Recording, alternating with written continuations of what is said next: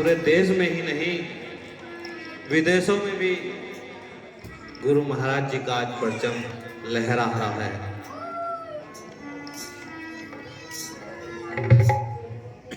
महापुरुषों की जयंती क्यों मनाई जाती है?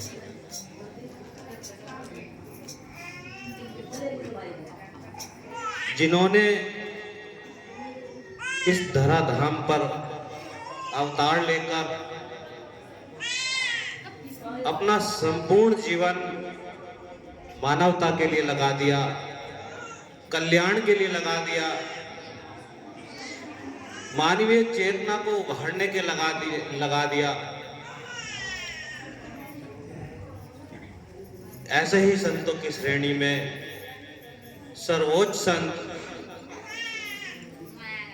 संत शिरोमणि की उपाधि से विभूषित गुरु महाराज की जयंती आज हम मना रहे हैं। देखिए, बहुत बड़ा महत्व है गुरु महाराज जी की वाणी का। जैसा कि आपने गुरु महाराज जी के साहित्य में पढ़ा होगा, नाभादास जी के शब्दों में गुरु महाराज जी की महिमा का गुणगान करते हुए उनकी वाणी के लिए संत नाभादास जी ने कहा, संदेह ग्रंथि खंडन निपुण वाणी विमल रैदास की, सदाचार श्रुति शास्त्र वचन अविरुद्ध उचार्यो नीर क्षीर विमल यश, नीर क्षीर विमल यश। जब वाणी चलती है, अभी दो साथ जी बहुत ही प्यारी और बहुत ही स्मरणीय वाणियों का भी उच्चारण करके गए थे। गुरु महाराज जी की परावाणी है। यदि गुरु महाराज जी की, और वो भी गुरु दरबार में महाराज जी के वाणियों का उच्चारण हो रहा है और हमारा ध्यान कहीं और है, जब गुरु महाराज जी की वाणी होती है तो सारी इंद्रियां शिथिल हो जानी चाहिए,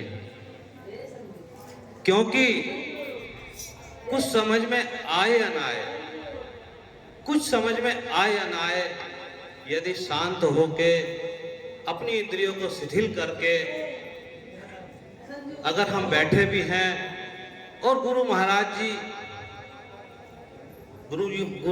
जी अपनी वाणियों में ही बसते हैं और वाणी के माध्यम से ही वे आपके अंतस में उतरते हैं, वाणी के माध्यम से ही वे हमारे अंतस में आते हैं, और उसका एक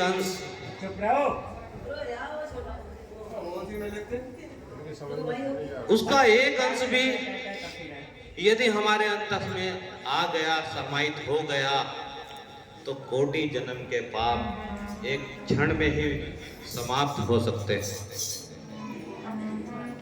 दैहिक, दैविक और भौतिक समस्त प्रकार के संताप कुछ क्षणों में ही नष्ट हो सकते हैं। ऐसे महात्म भरे सत्संग को हम ऐसे ही बहुत हल्के में क्यों ले लेते हैं? एक और संदेश मैं कहना चाहूंगा, विनम्र निवेदन करना चाहूंगा। अभी मैं पीछे एक सत्संग में जाने का सौभाग्य प्राप्त हुआ, क्योंकि अभी हमारे नए नए छोटे छोटे बच्चे भी अभी तारा लेकर खड़े हैं। बड़े सौभाग्य की बात है कि वो प्रेरणाएं उनके अंदर आ रही हैं, गुरु महाराज जी का वाणियों का गुणगान करना चाहते हैं, और बड़े, छोटे ही नहीं बड़े भी एक गलती कर रहे हैं। केवल वाणियों का उच्चारण हम इसलिए कर रहे हैं अपनी श्रेष्ठता को, अपनी गायन शैली को साबित करने के लिए नहीं, ये गलत है। हम स्वांगी नहीं हैं। हमें गुरु महाराज जी ने सत्संगी होने का गौरव प्राप्त किया है कि हम सत्संगी समाज बैठा है, गुरु महाराज जी का ये समाज बैठा है, गुरु महाराज जी का तरासा हुआ ये समाज बैठा है। ये स्वांगी नहीं है, ये सत्संगी है। और सत्संगी होने की परिपूर्णता जो मेरे अपने भाव है, जो मैं महापुरुषों से, हमारे विद्वानों से मैं समझता हूँ, सुनता हूँ। गुरु महाराज जी ने प्रेरणाएं दी हैं कि सत्संगी होने का, स्वांग से ऊपर बढ़ने का विशिष्टता यही है, यदि हम उस वाणी को, जिसको हम उच्चारण कर रहे हैं, अगर हम पूरे जीवन में बहुत सारी वाणी ना रटें, एक ही वाणी को रट ले, रटने के साथ साथ उसके भाव को, उसकी शक्ति को, उसके अर्थ को और उसमें गुरु महाराज जी की दी हुई शिक्षा को हम यदि आत्मसात कर लें, भले ही हमें ना कहानी आती हो, हम हृदय से ही गुनगुनाएं, मन मन में ही गुनगुनाएं, तो हम सच्चे सत्संगी होने का गौरव महसूस कर सकते हैं। इसके अलावा तो केवल स्वांगी है। गुरु महाराज जी की वाणियां